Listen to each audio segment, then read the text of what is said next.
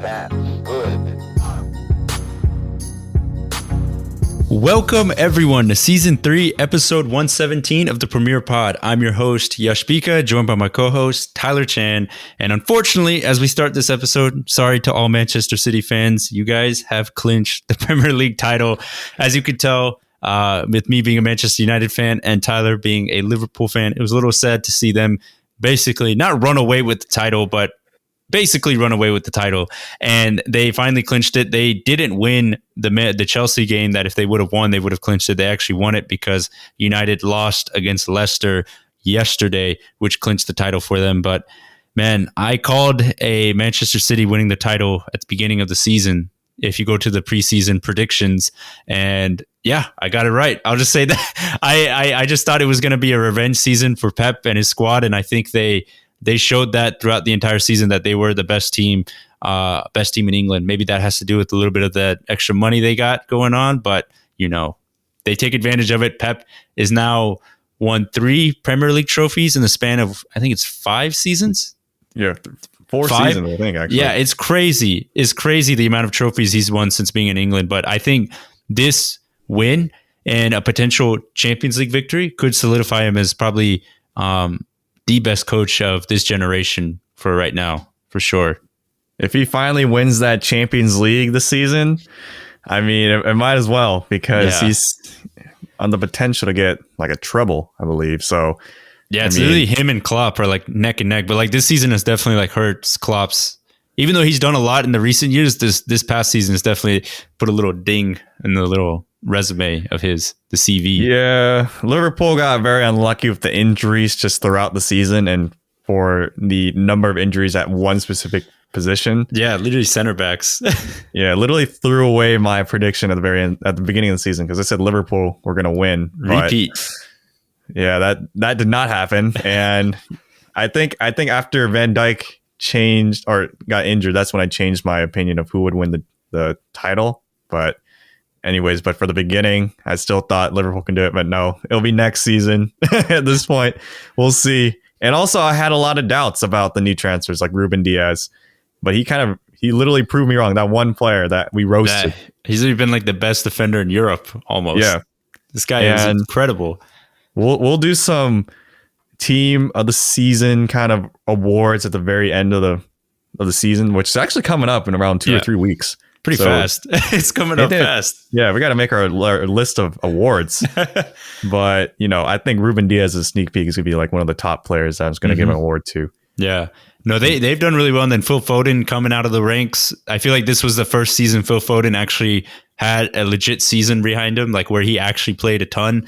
And he showed why he is a very promising young talent and probably going to be one of England's best stars or biggest stars growing as the years go by. He turned up. It was very interesting because I feel like they won this whole season without a legit number 9 during this whole season, because Sergio Aguero has been out injured for majority of the season, and Gabriel Jesus is, you know, as we said, is Gabriel Jesus, where it's like 50-50. He's not a very clinical striker, and they won the league without a very clinical striker, which, you know, you could probably say Liverpool did the same thing last season with Bobby Firmino up top, where they didn't have an out and out number 9. So maybe this is where the Premier League's heading, where you don't really need the out and out legit number 9. You just need good players all around you. But I don't know. The Man City team, like Gundogan scoring 16 goals, like, come on, like, how does that even happen? Kevin De Bruyne, I mean, they just had a perfect season when everyone else was having a really odd season because of coronavirus, and they just somehow pulled out and won. I don't get it. And I think we kind of mentioned in one of the other podcasts before of giving props to the medical staff of Man City, because everyone's healthy despite this pandemic, despite the terrible scheduling of the Premier League here and there, and just kind of battling the schedules of Champions League as well, just on top of that, FA Cup, all those other cups. There was like I know Aguero was out for majority of the season, but it's not like they got hit with injury after injury after injury. Mm-hmm. And I mean, like, there were other key players out for Man City, like Nathan Ake was out for a good part, De Bruyne here and there, but it wasn't a majority of the squad like most other teams even as well. So I think, that also played a part in Pep doing that usual rotation where it's never the same starting 11 every single game, even The in the second Premier team League. starting 11. Yeah, I mean, that's the kind of magic he has, though, the kind of lucky situation he's in where he actually has 2 starting 11 worth of players, unlike most other teams. Yeah, Laporte's literally his backup center back. How does that make sense? That's insane. What the heck? Oh, but there we go. Got to give props. Man City wins the title, and who knows if they're going to win the Champions League? It's looking pretty good because they don't really have as tough a schedule leading up to it. They can just chillax. They can just chill. Yeah, they literally can't. They just literally can rest, but you never know. Maybe it's like if they rest too much, it goes against them, and if they go too hard, maybe they might pick up an injury. So it's a weird situation. But I have confidence in Pep that he probably knows the best way to go about this in terms of balancing everything out. But as we said before, congrats to City. They definitely deserved it this year. But what was interesting was in their game against Chelsea, where they actually lost 2-1, where they failed to clinch the title. Was the biggest point, I would say, was Aguero attempting a panenka in the Premier League and missing, and it was a terrible panenka because Tyler and I were talking about it off the recording before we started recording the episode, and yeah, it was just a terrible panenka. Like, it was slow. It was you could literally track the ball while it was in the air. I think Mendy literally dove for a little bit and was able to recollect himself and pick it up. And it was funny because Aguero had to issue an apology on Twitter saying that he apologizes to all City fans, his teammates and coaches and staff for making a bad decision, but it was a terrible penalty. Literally, panenkas is something we were talking about, like as you said offline, and it's like who is allowed to do one? And I was like, well, if you think about like the people who've done it before, it's usually like Andrea Pirlo. You can think of like Zidane, and it's usually like more of the veterans that are allowed to do it. I would say if you see like Adama Lookman do it for Fulham earlier this season and miss, it just makes you look like a fool, especially in big pressure situations. Definitely never do it. Like if it's a knockout stage game or if it's like a game where you can potentially win the title, then definitely don't attempt it. Just go for like, the for sure upper 90, lower bottom right corner, something like that. But the panenka, if you attempt it, by the time you realize someone attempted it, it should already have gone in, if that makes sense. Like if you can think it's like, oh, he did a panenka and then it hasn't gone in yet, then there's a big chance that the keeper has dove and has gotten up and has enough time to like catch it by that point. Like it needs to be in within like a second or two by the time he kicks it. So, or he or she kicks it. So I think for this part, I think Aguero's run up, it didn't really mask too much of what the kind of kick was going to be. It didn't look like it's going to be like a rip. It didn't look like it's going to be too much of one where it had to send Mendy to one of the corners. It was going to be more of like a placement kind of shot from what it looked like. But then based on that, I think Mendy just knew he didn't really have to go too far. And then he just kind of stood his ground a little bit. And when you saw that kind of ball just hover over to him, it's like, all right, kind of disrespect over here from Aguero. And that might have been his last penalty at Man City as a player. So for all he's done at Man City as at the penalty spot, that's how he ends the legacy. A panenka. They said at City that Ederson is apparently the best penalty kick taker at the club, which is crazy when you think about it. That's wild. Yeah. It reminds me of that keeper. I think his name was like Butt on Bayern Munich. Like he had like 90 penalties in like FIFA 12 or 11. Oh my god! And there's like another goalkeeper from Brazil that had like 92 free kick. That kind of reminds me of those kind of players, but I don't know if Pep would ever let Ederson take the PK. Yeah, it's risky. The chance that the keeper saves it and catches it, then he has to just run, or like at least you have to commit, like get someone like a red card, like a permanent red card, so that Ederson has enough time to run back. And I mean, like if you think about it, other people on the team take the penalties over Ederson too. Like Mahrez takes it, Gundogan's taking some. So I mean, I think Ederson is probably more like a penalty shootout kind of situation, but I don't know. But for this, it was very Aguero-esque. I felt like it didn't feel like a kind of more experienced kind of player type of move to do. And it gave literally Chelsea a way to get back into this game because it could have almost sealed it at one point. Like, because it was already ahead.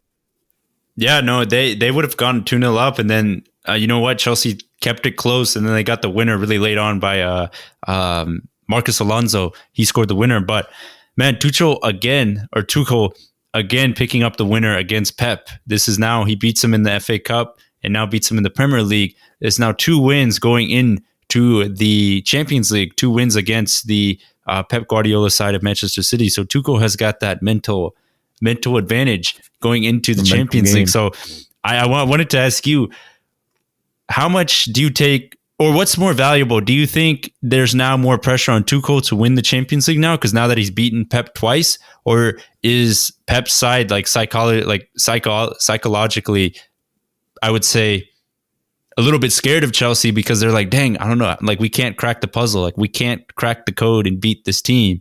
Like who has more pressure now? The team that's won twice in a row, going for the 3rd win against the same team, or the team that has lost twice in a row, looking to pick up just 1 victory?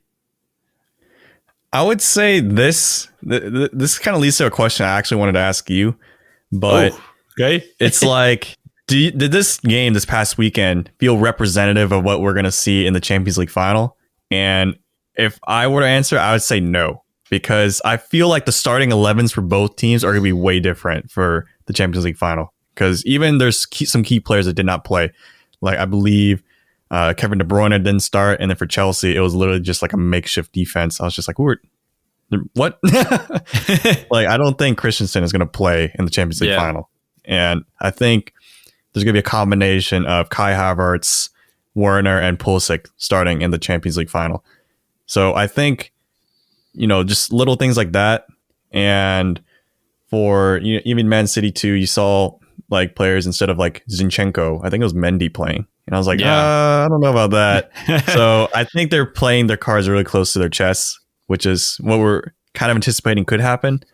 And, based on that, I think it was really hard to tell tactically if this was even going to be the same setup for the final. I think they literally just played 2 different starting 11s just to kind of throw off the other managers, just to not really give away too many secrets. And then like the final itself will be a whole other variable. Because like, there is a different kind of pressure to that. Like Man City don't really have a pressure going into this game in the Premier League because they already got the title basically wrapped up. Chelsea, they had some pressure because they had to win to make sure they can get top 4. And like that was really the only thing.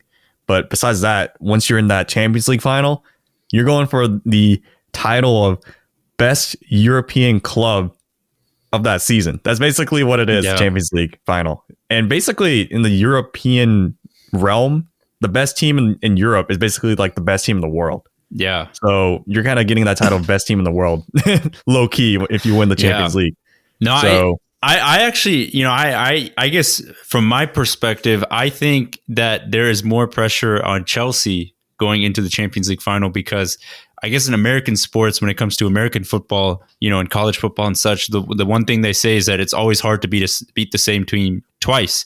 And for Chelsea, they did do that with obviously a weakened squad from both sides. But now you have to beat the same team 3 times in a row in a matter of, I would say, month and a half. That's a lot of pressure because now if you're Tuchel, do you stick with the same game plan or do you overthink it and maybe try to mix things up a little bit more because you're like, maybe Pep might change some things. Maybe I have to change some things. So because of that, I actually think that this result, while it was good for Chelsea to win, I think it actually puts more pressure on them, especially Tuchel, I would say, to get things right. Because also, Tuchel made it to the Champions League final last year with PSG and lost against Bayern. So he also has that type of that scarring in his head too, where it's like, dang, I got to the final last year and I lost against Bayern, and now I'm back here again, even though I've beaten this manager twice in a row. I don't know. I feel like there's more pressure on Chelsea now. So I think Man City may have like the upper advantage going into the Champions League final because it's hard to beat the same team 3 times in one season. Mm-hmm. And I'm going to answer your question too, because I never answered it. I just brought up my own, answer my own question. But for that, I would say, yes, I agree that Chelsea also has a little bit more pressure just because of Tuchel, because we thought they're going to be in a slight rebuild mode this season because Frank Lampard was at the helm. He's a lot more of a, kind of nurturing kind of manager, not really win now kind of situation. He brought in a lot more youth players with Kai Havertz, bring in Pulisic up and getting more impact on there. And then Timo Werner, he's kind of almost in his prime. But there's still some room for growth, and it's still like their first season playing together, which is insane. I know. Imagine if they had Tuchel for the whole season. They could have probably been like title challengers. Crazy. Potentially, yeah, but yeah. I don't know. That new manager boost, it's a Chelsea thing. So maybe he came in at the right time. But I will say there is some pressure at Pep because this is a competition that Man City just can't win. Even under like Roberto Mancini, like this is literally something that Pep was brought in to win from the Saudi Arabian owners, like the Middle Eastern owners. Yeah. And this is also a competition Pep has failed to win since he left Barcelona. Exactly. It's like, can he win without Messi?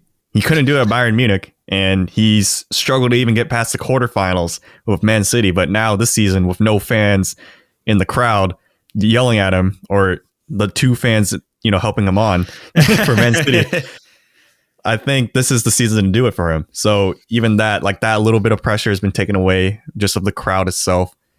And the rent boys aren't there just to like hurl insults at him there too. So I think it will definitely help Man City in their case. And also, once again, they don't really have too many injuries. Like right now, they basically have like a full fit squad.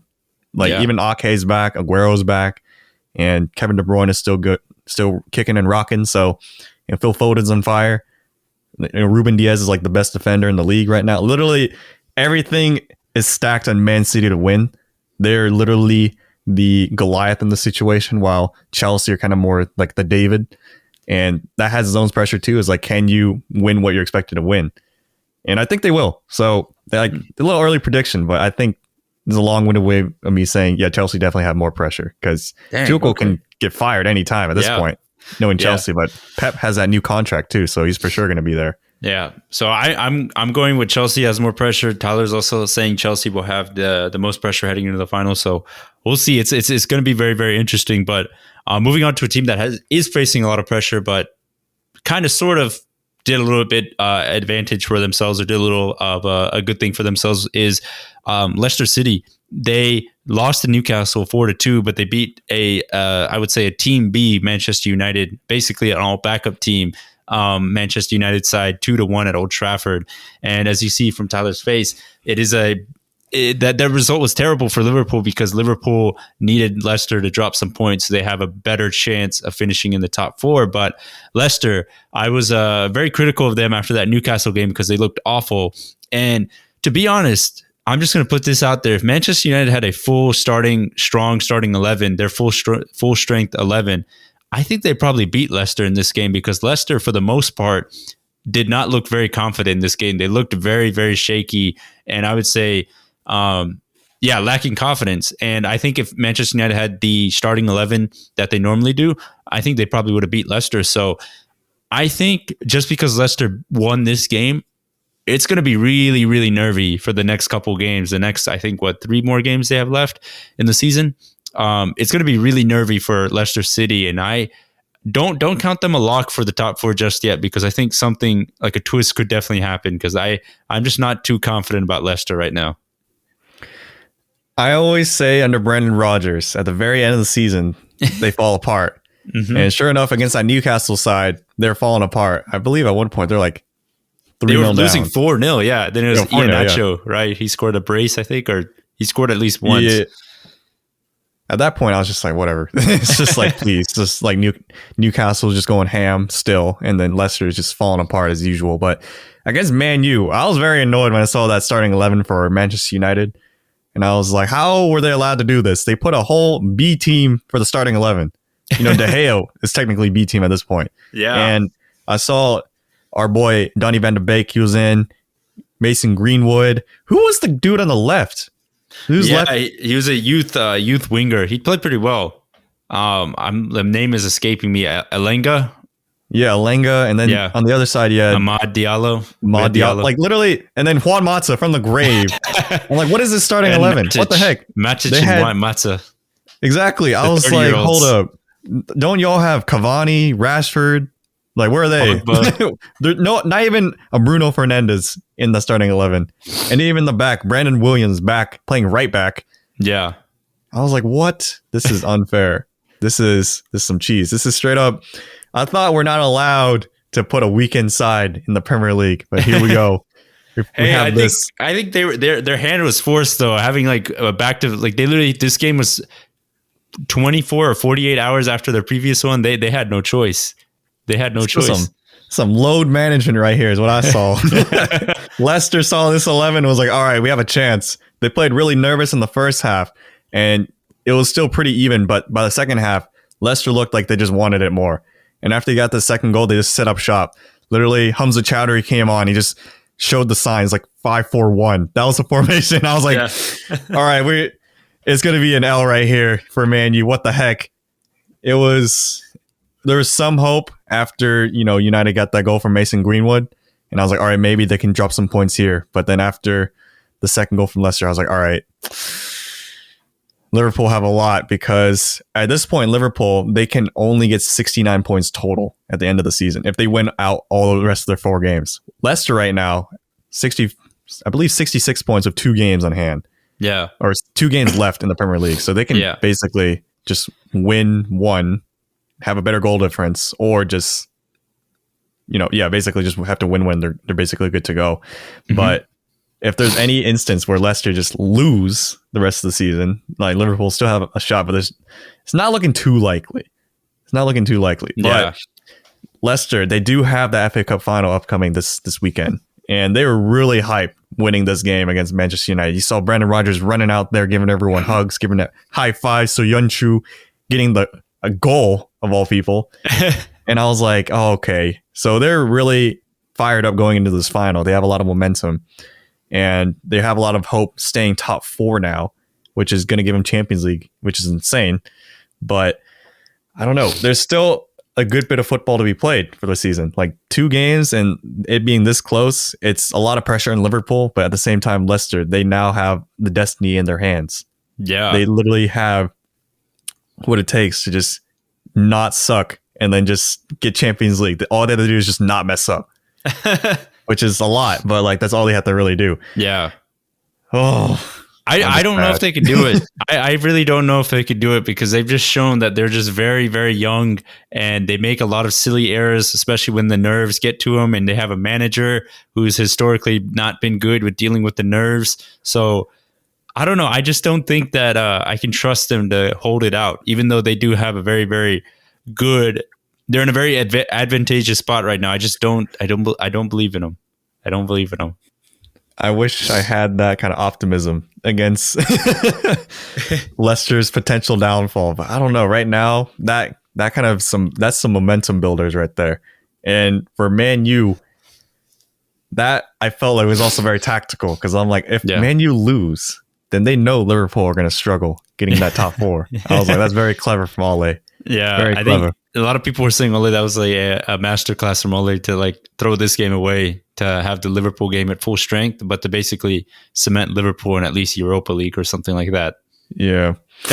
Because it also plays a big part in keeping the squad too, because like, there's going to be ambitious players on that team thinking, it's like, I'm not playing Europa League for one of my seasons in my prime. What the heck? Or if someone else is trying to come into the team. Hey, you never know. Juventus look like they're going to be in Europa League, so you might have to face Ronaldo in the Europa League. That's insane. Can't believe Juventus at this point. There was like a meme I saw on Twitter. Can you imagine Ronaldo going to like Slavia Prague? Can you imagine him going to Karabag, whatever that one in like Azerbaijan, like those random ones just out in the middle of nowhere? Oh man, playing in like those like dirt patches that they. What was the one that? Yeah, Ludogorets. Oh my goodness! I was gonna say, you're gonna see Ronaldo just make another Puma commercial, like Ozil did against the whole Ludogorets team when he just juked the entire team. Exactly, with 3 moves. But I don't know. I saw like a meme on Twitter of just it was a round of 32 next Europa League, Ronaldo versus Salah. I'm like, geez, it's actually gonna happen. Oh my goodness! I can't believe it.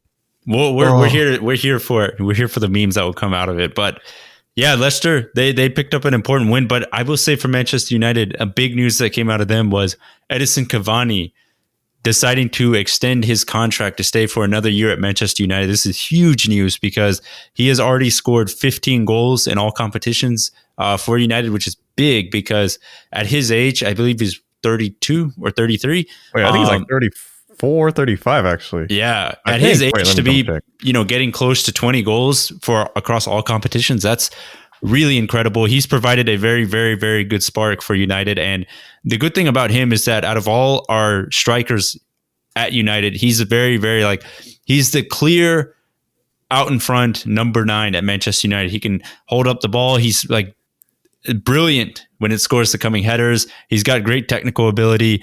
He's just a good, from what I've heard, he's a very good trainer. Like he trains really hard. He's a good locker room person. So it's huge news to have this, have an extension of a player of his quality to extend his contract, because now United can target the other areas such as a right winger and getting a central defensive midfielder. Now there's no pressure to really figure out what they're going to do in the striking department, because now they have Cavani, they have Martial, then they have Greenwood. So it was huge news. I was really excited that they finally announced the Cavani deal. And I'm glad the signing has worked out, because I remember when we signed him, a lot of people were like, man, this is a straight up panic buy. Like, this guy might just be injured the entire season. I'm glad it worked out. I'm very, very happy that it worked out. Yeah. And I mean, back in the days when he was at Napoli, he was one of the top goal scorers in the whole league. Yeah. And he was one of the top strikers in the world. But yeah, still kicking at 34 years old. I just double checked. And that's old, man. That is so old. I can't believe he's actually doing this well at that age. Yeah, he's pretty much like Messi, Ronaldo age, like still doing it at that age. It's crazy. He's still looking more like a younger 30-year-old man when I see him play. He's one of the players that I kind of wish Liverpool kind of had on their team. Yeah, where it's just huge. someone a pure striker. Come off the bench. Yeah, like a pure striker, or at least maybe start a game every here and there and for sure get a goal. Yeah, and for sure have a striker's mentality. Get that diving header goal. Get that. He is volley. Yeah, exactly, and he has, because at his age, he's not going to be playing week in and week out every single game, 90 minutes back to back to back.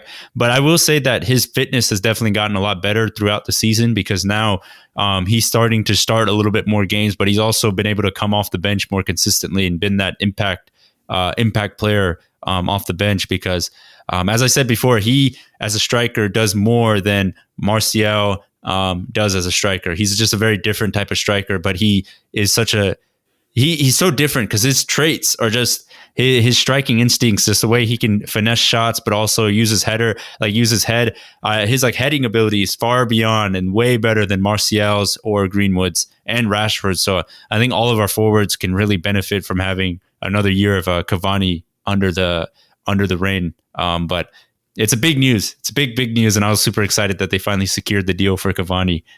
So I'm excited. Hopefully he'll be able to play in front of an Old Trafford crowd sooner or later. Hopefully. That's like your best number 7 y'all had in like a decade. I know. Say that too. I think there was a stat. He's the first United player since Ronaldo to wear the number 7 to score double-digit goals in a season since Ronaldo left. That's insane. That's literally more than a decade. Yeah, that's like Michael Owen. Literally Michael Owen, Antonio Valencia, Memphis, Angel Di Maria.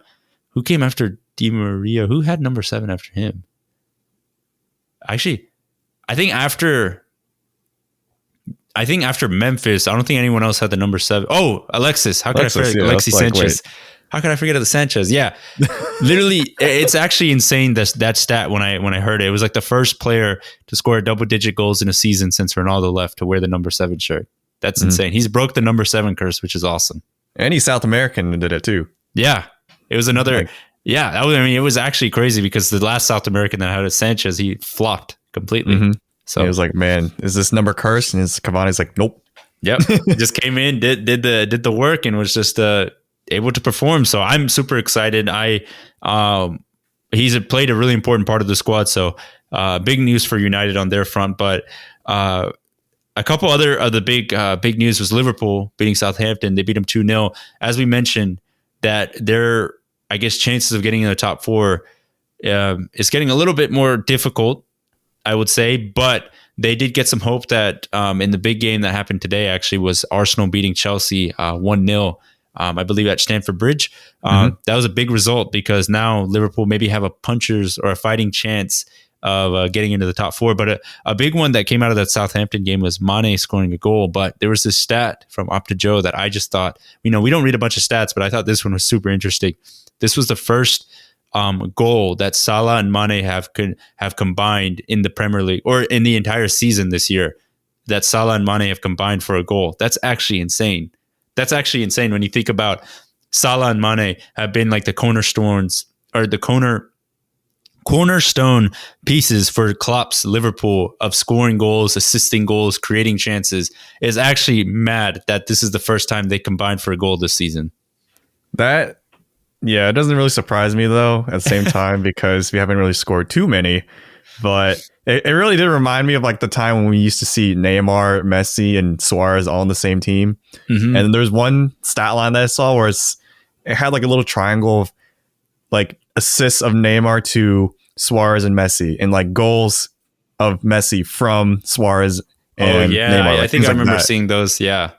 And I forgot who it was, but there's like one person on that trio that just never got an assist from like one of the other two. And I was like, what the heck? It was really bizarre.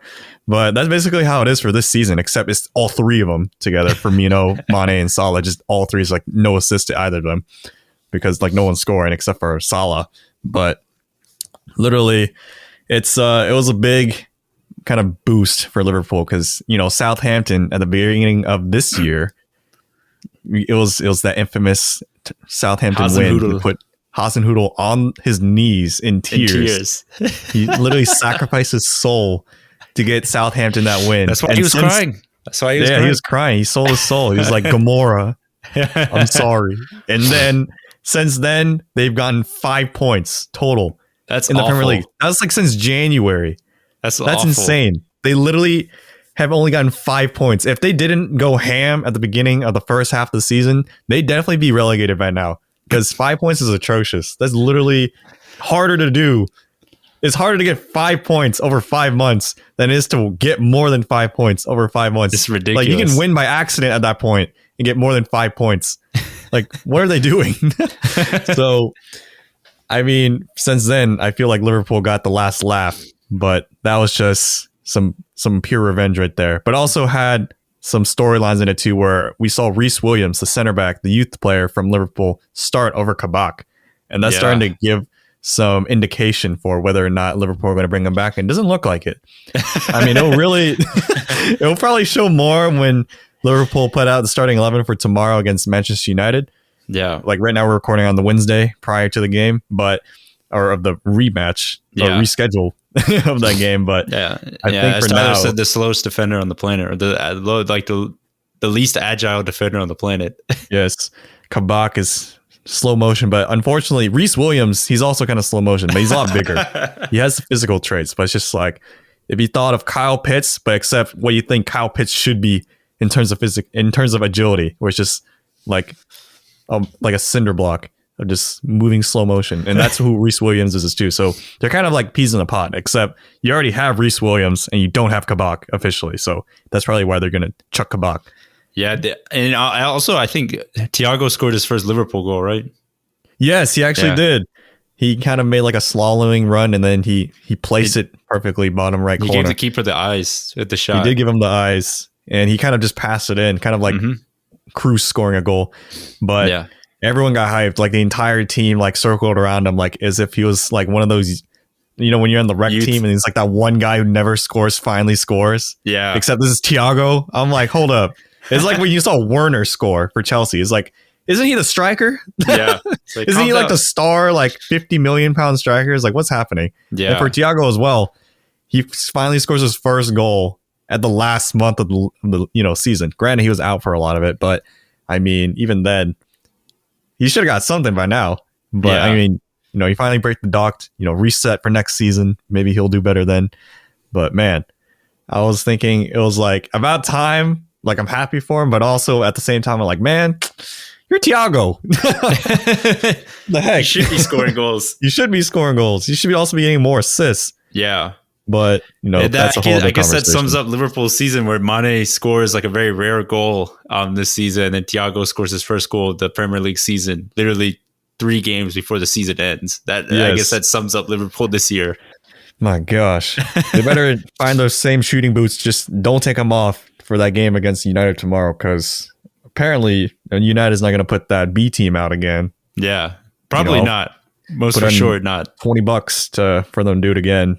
Put out the C team if they want. But gosh dang.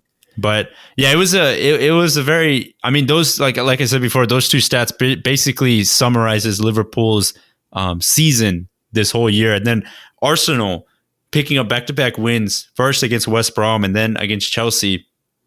Those two wins summarize Arsenal's season, because in the West Brom game, you saw Nicola Pepe scoring an absolute banger, and then you saw Willian scoring his first goal for Arsenal with a free kick. And it was so funny because someone made a joke who was like the Arsenal social media manager, like panicking after they deleted the Willian scoring gif off his computer to save space on the hard drive. And then he scores. And then it was so funny because when they posted the gif, all the replies were like, man, you guys have been waiting all year for this one. Oh, like, this is so savage. But man, Willian scored his first goal for Arsenal. That was crazy. Oh my gosh. And then Pepe scores literally like a FIFA incredible banger, like finesse shot from outside the box. That was insane. And then he goes to the camera and says whatever, but he made it seem like he just scored in a final. No, he just scored against West Brom to send him into relegation. Mm-hmm. So I guess he's whoever the West Brom rival is, whatever team is in the Midlands, he's probably maybe a fan of them. He's like, yes, I sent the rival back down to the championship. I know a lot of Arsenal fans were upset with Willian. They're like, finally, this like useless guy finally does something. He decides to show up now. I'm like, oh my goodness! It was just so funny because it was like Willian and Pepe, like the two players like Arsenal fans like criticized the most. I feel like the most this season. Like scored 2 goals and they're like, man, now finally they decide to show up when the games don't matter. I mean, they actually still do have a long shot of a chance to still get some Europa League. Yeah, if but they it's win long. out, it's a very long shot. It also requires a lot of teams above them, like Tottenham, West Ham, Liverpool, to drop points as well, and Everton especially. So they still have a shot, but it's really far out. Like this Chelsea one was very unexpected today because Jorginho, the secret Arsenal fan, almost scored an own goal. Or maybe he's like Russell Westbrook, just wants that, like some of the history books. Because if he scored that own goal today, the 1,000th own goal in Premier League history. Yes, that was a thing to remember. But Kepa just ruined everything for him and then just saved it. And then they still scored. Arsenal still scored the 1 goal of the game right after that sequence of play. So it was for nothing. But either way, I think Arsenal, they're keeping the season interesting. They couldn't get into that Europa League final. They goofed. And now they're like, you know what, we'll see if we can try again for next season by hopefully getting in. I don't know. Do you think they still have a chance of getting that Europa League? Do you think they're going to pull it off, or do you think they're going to fall through, get 9th? I personally think that they just won't. I think the season has been a complete disaster just from top to bottom. But I will say maybe one shining light is that Arteta made it pretty clear that he basically said it in the press conference that this whole squad, like he knows like the players that need to be gone, and he knows like the culture change that needs to take place, and it's going to take a whole summer to like clear out. He basically said, I'm going to clear out a lot of the garbage. And I thought that was very interesting because there were some Arsenal fans that I follow on Twitter, and they actually are not a fan of Arteta. They actually think that Arteta is probably one of the problems of his coaching and the players he favors, such as they were saying that he kind of favors, players like Rob Holding, Pablo Mari, Xhaka, some players that a lot of Arsenal fans feel like are just not good enough, but Arteta keeps favoring them and starting them in the lineup. But we'll see. I don't know how much financial backing he will get because of COVID, and then obviously Arsenal being a part of the proposed Super League, whether they will get hit with any financial restrictions. I don't know how much financial leeway they will have in terms of trying to make some more signings and clearing out the squad and stuff. But one thing's for sure, there's definitely a lot of players on Arsenal that have just been riding the pine and getting a bunch of paychecks that will have a rude awakening this summer, I would say, in terms of moving on. Because if Arsenal ever want to move past just being a bottom of the barrel Europa League team, they need to, if they want to get back to where they were back when they had Thierry Henry and Arsene Wenger, they need to clear out a lot of this dead wood at the club and move on and rebuild from that. And even though they've made some pretty good signings here and there, there's still a lot of guys that are just riding the pine and collecting a lot of fat paychecks in the North London area. I don't know. Is Stan Kroenke gonna want to spend money? Does he know that's the thing. That's the thing where we just don't know how much financial backing Arteta will get. But regardless, I think they just got to get rid of some of the players that are just bad for the environment for the club. Like, you can't have players like Willian splashing like 200K on wages and only having him score 1 goal against a relegated West Brom side. I think you need more production out of these players that you put top dollar for. Like, Manchester United got burned for that a lot during the past couple of seasons, but it seems like now they're starting to right the ship a little bit, where you have paying big money to Bruno Fernandes, Paul Pogba, Rashford, Cavani, but they're showing up and scoring goals and, performing well. You need your big name players that are paid on big wages to show up. And Arsenal, unfortunately, it's not been the case. Mm-hmm. And I feel like even on the coaching side as well, for those Arteta haters, they also got to bring out the most of some of their big name players. Like Thomas Partey, today he was terrible. Yeah, but he still got the win. And then, Aubameyang here and there. Partey flopped at the very end of the game. The most obvious flop. Oh my gosh. Shout out to Richie. That was my boy's level of flop in one of our rec league games back in the day.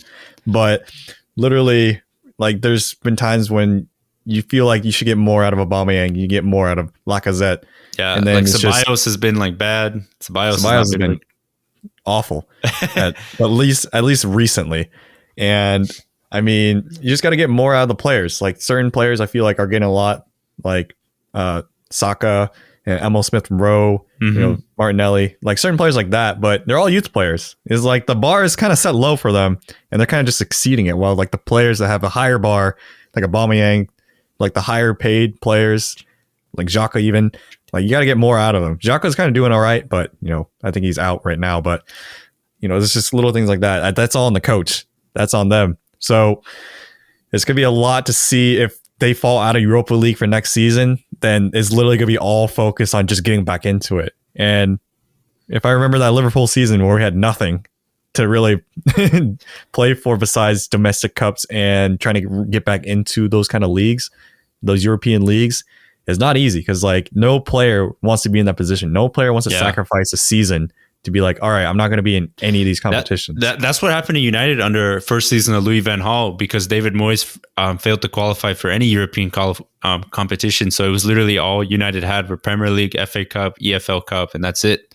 But I will say, I guess it gave them a little bit more firepower, and they were able to get back in the Champions League next season. So maybe the lack of Europe could give them that wake-up call of like, okay, we really got to focus. But yeah, like Tyler said, when you pay big money to like players like Thomas Partey, Aubameyang, and other players of the same ilk, they want to be playing in Europe or some European competition. So it's a huge miss.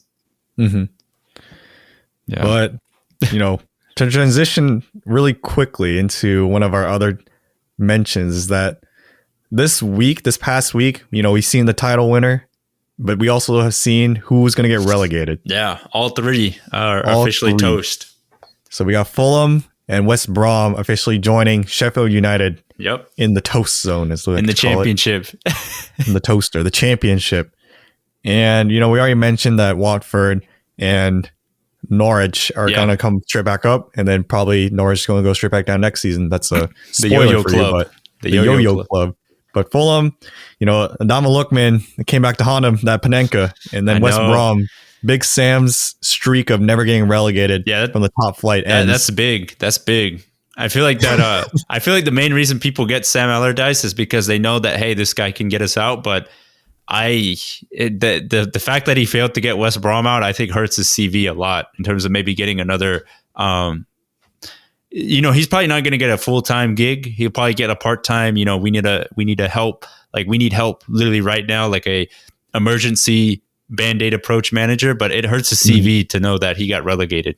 Relegation is now on his CV. I mean, it didn't really help that he was doing West Brom. West Brom was one of the weaker sides as well. Mm-hmm. They had like Mateus Pereira, and they had Maitland-Niles just come in as like a Band-Aid also to try to help. But it's just, throughout the whole season, it's just been so inconsistent. It's just been like there's literally like almost no stars on that team. Yeah. Like there's usually, even for the teams that are at the bottom, there's always at least one player you can point to. It's like, oh yes, they have, at least they have him. You know, for like Newcastle, it's like, oh, at least they have Saint Maxim and Almiron. And then for Burnley, it's like, oh, at least they have Tarkowski, I guess, and Nick Pope, like something in the defense. But then you think of like West Brom, it's like, well, I guess they have Pereira. It's like, that's about it. They can't really think of any other player. So there they go. And then Fulham, now it's kind of sad because, you know, Josh Maja, we thought he could pull some magic, some of that documentary cheese right there. He couldn't save him. Couldn't save him. And but he's only on loan there, so he's not going down with them. But it was tough because Fulham had the best chance out of both of those clubs of potentially making an escape. And it looked like for the couple weeks that they had a chance, but they just could never take advantage and get the wins. I think at one point they had the most draws in the Premier League. They just kept drawing and they couldn't pick up victories.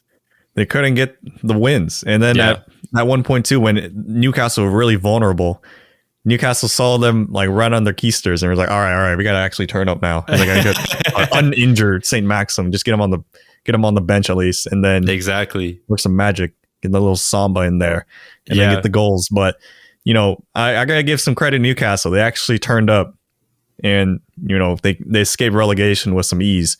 But and then that kind of cemented Fulham into that relegation. But Brighton, they kind of got a little risky over there.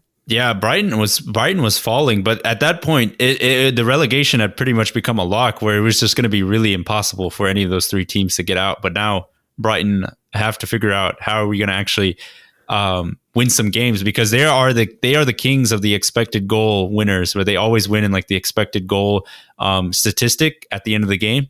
And that basically that statistic is basically supposed to tell like who is going to be like the likely winner, but they always get some cheese at the end of the game where they end up losing. Like I remember the Benteke like volley where he just volleys it across goal, amazing volley. Bruno Fernandes scoring a 90th minute winning penalty. They've just had a lot of bad luck happen this season when it comes to calls, and yeah, it was just unfortunate for them. But if you had to pick one of these three teams that got relegated to jump right back up into the Premier League, like we saw in Norwich and Watford, who do you think has the best shot? Because for me, I think it's probably Fulham. If I had to pick these three clubs, I would probably say Fulham as well, just because West Brom and Sheffield are just so bad. Yeah, Sheffield fired Chris Wilder, so now they're going to be like, what do we do now? They're going to be hovering in purgatory in Championship next season. While for West Brom, I don't really see too much in their squad that's really, you know, stands out. It's like, all right, yeah, they're for sure going to come back. From Fulham, there's a lot dependent on that. It's like, is Scott Parker going to stay the manager? And are certain players like Areola and Mitrovic actually going to turn? Like Mitrovic, he was supposed to be really good, but then he didn't do anything this season. He did really well in the Championship, but one season in the Premier League is like a whole other story. And I feel like just those kind of key players for Fulham just weren't there. And then like Adama Lookman too. Like they had some good plays. It's just they couldn't get the wins. And I feel like if those kind of troublemakers kind of stay on the team, they have a shot at making it back. But if they're gone, or if like those kind of pieces start to get rearranged, or like they get put on the bench, or they just get transferred out, then I don't think Fulham are coming back up. I think there's a lot of other teams that have been on the cusp of getting into the Premier League the past few seasons, like Swansea, Brentford, and you know, at times I think even Middlesbrough was in that conversation, but I think they have a better shot at this point, even if Fulham go down. Yeah. So, I mean, that's my take, but yeah, right now these are pretty clear. Yeah, these are pretty clear three that should go down. Yeah. It's not even. It's also early too. They're official. Yeah, they're official. Usually there's at least like one that's like hangs down, like in Championship Sunday. There's one scenario, but yeah, I agree with you, because West Brom, they're kind of in this crisis mode where they used to have Slaven Bilic, who is like that total football manager where he wants to play with the ball, play, you know, beautiful attacking football. Then they sacked him and got Sam Allardyce, who is the exact opposite of just long ball, play really rough, you know, long ball, everything. Now they have to decide, do they want to go back to that style of total football where they play with the ball and everything, or do they just try to be like classic West Brom and just chuck everything with like Tony Pulis and just go, you know, long ball everything and try to win that way? But it'll be interesting to kind of see what happens. But I guess looking at sort of like the top four race real quickly, obviously the title winner, Man City, officially champions. There's no doubt about that. Then you have Manchester United. Then you have Leicester, or no, they didn't have Chelsea. Or is it Chelsea then Leicester, or is it Leicester and Chelsea? They're flipping around here and there, but basically in the them hunt right now is West Ham, Liverpool, and Tottenham. And I don't know. I think there's like a puncher's chance for maybe West Ham and Liverpool, but I just think there's just too much ground to make up and not enough points to accomplish like the top 4 feet for those 3 clubs. I think they just missed their chances towards the end of the season. I'm sad. I'm kind of sad for West Ham too, because we thought they could be that dark horse that just randomly gets in. They ruined it, man. They had a chance, and then they just kept choking it up. They literally choked so hard. They just dropped the ball, not even once, not even twice, 3 times. Like the past few games, they literally just have not been able to get the wins. They got a little unlucky with some of the calls as well, but man, Messi Lingard couldn't carry. And then also just that, the usual Souček and Mikel Antonio, watching those games is just kind of sad. It's like, man, they kind of fell back to earth real hard. Mm-hmm. So I think West Ham, they're just going to get Europa League from the I think they have a high chance of getting it. I don't think they're going to fall out of Europa League, but I think they're probably going to end up there. Imagine Europa League with Mikel Antonio, Souček, like that kind of squad. It would be kind of interesting. David Moyes back in there. Mm-hmm. And then Liverpool, Tottenham. They're in the Champions League last season. They're in that top 4 race, pretty strong contenders, and now here they are hovering in the hunt. But there's still a decent amount of games left to play. It's like they can't make any mistakes now at this point. Mm-hmm. But oh gosh, please Liverpool, my gosh. Yeah. No, I mean, I agree with you. I think it's just been very disappointing to see how Liverpool and Tottenham seasons have like transpired. Obviously, Liverpool with the excuse of the injuries. Tottenham have just been a disaster show since they won 6-1 against United, or since they went top of the table. I think shortly after that. Since then, they've just been absolutely awful, and it's just been an absolutely terrible way to end the season for them. I don't know. We'll see, but we'll see what happens. But I just think right now, the way the top 4 is shaped up, I think it's just hard to see another team break in there because it's going to really require Leicester or Chelsea to really screw things up at the end. Mm-hmm. And then for those other teams in the hunt to not make any more mistakes. Yeah. Who knows? Maybe Dreadlock and Dele Alli could work some magic for Tottenham. Maybe. We'll see. We'll see what happens. But there are a couple big matches that are happening this weekend and going into next game week real quickly. That's where we're moving on to the preview section. But I guess we'll save like the biggest one that is coming up this weekend for the end. But Brighton, West Ham coming on next game week. Kind of a weird one to pick out, but does have some implications because West Ham are trying to fight for that top 4 spot. But I think they would actually pick up the victory here. I think it's going to be 2-1, but I think they can still pick up the victory because I think they should be able to beat Brighton. They should. They should. But that's the thing. Like in these past few games, they should be winning these other games, but they don't do it. They don't do it. I'm going to say 1-1.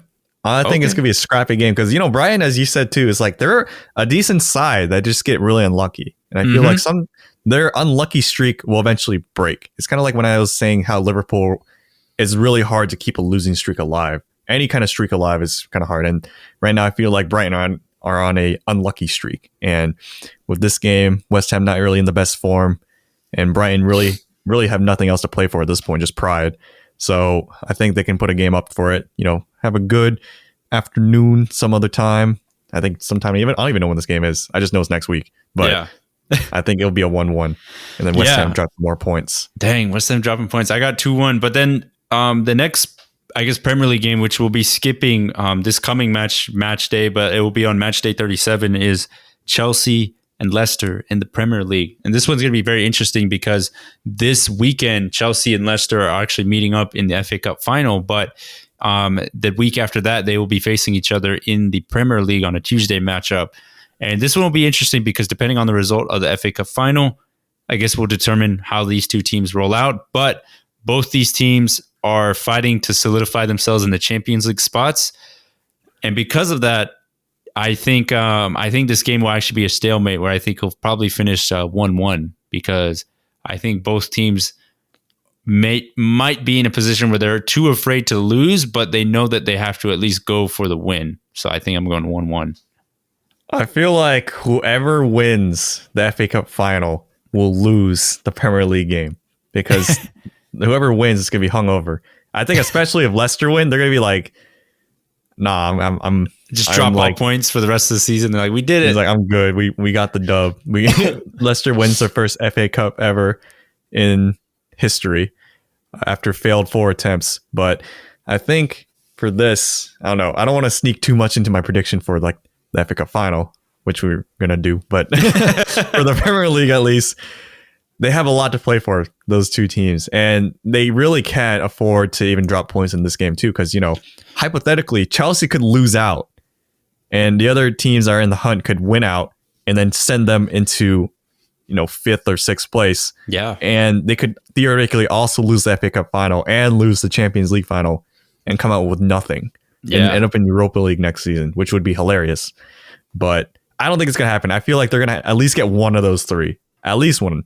And for me, for this one, I think Chelsea also have a little bit more depth and a lot more momentum despite this loss against Arsenal. In the Premier League, at least. They're a little scrappy today, but I think Chelsea can probably slide through and get a 2-1 against Leicester. Okay.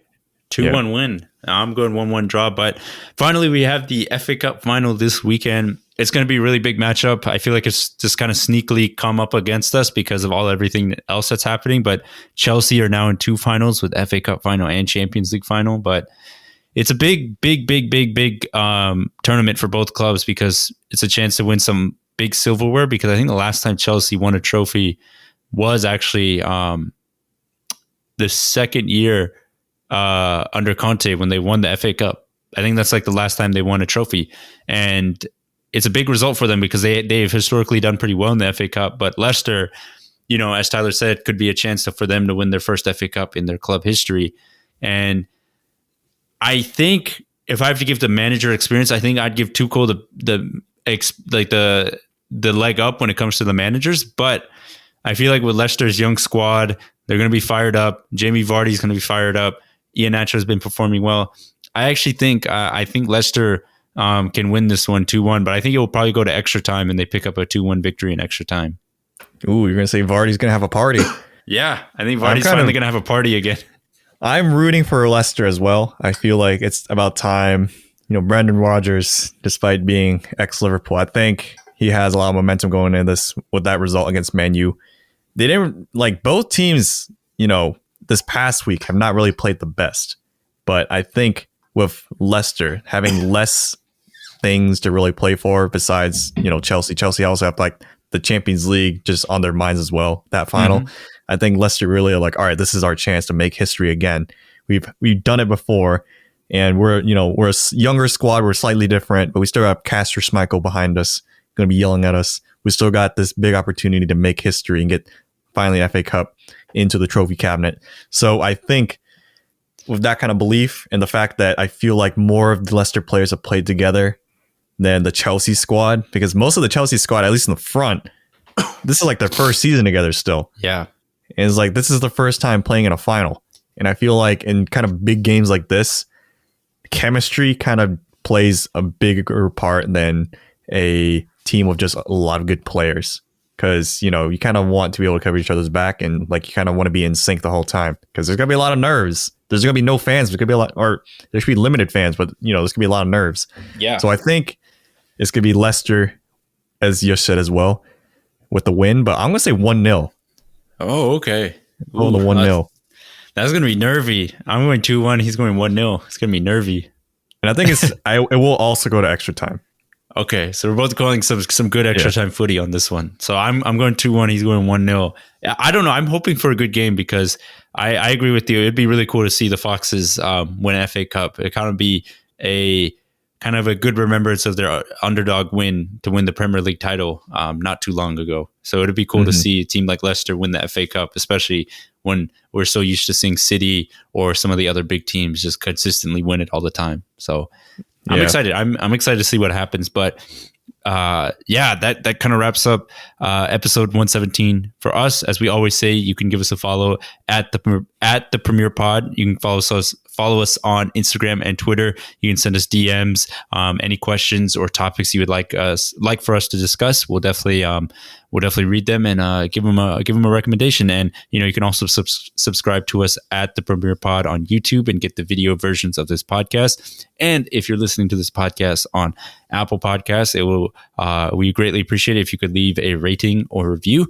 It helps us out in terms of getting us noticed to more people and having the podcast seen to more people. But as we always say, if you don't want to leave a rating, that's totally fine. Just taking the time to listen is more than enough. But if you have a friend that is interested in soccer, if anyone would be interested in any of the things we talk about, feel free to share the podcast with them. That is more than enough, and that's definitely very much appreciated. So any sharing or any promotion that you want to do for us, we definitely appreciate it. But other than that, we that kind of wraps up season 3, episode 117 for us. Thank you guys so much for listening.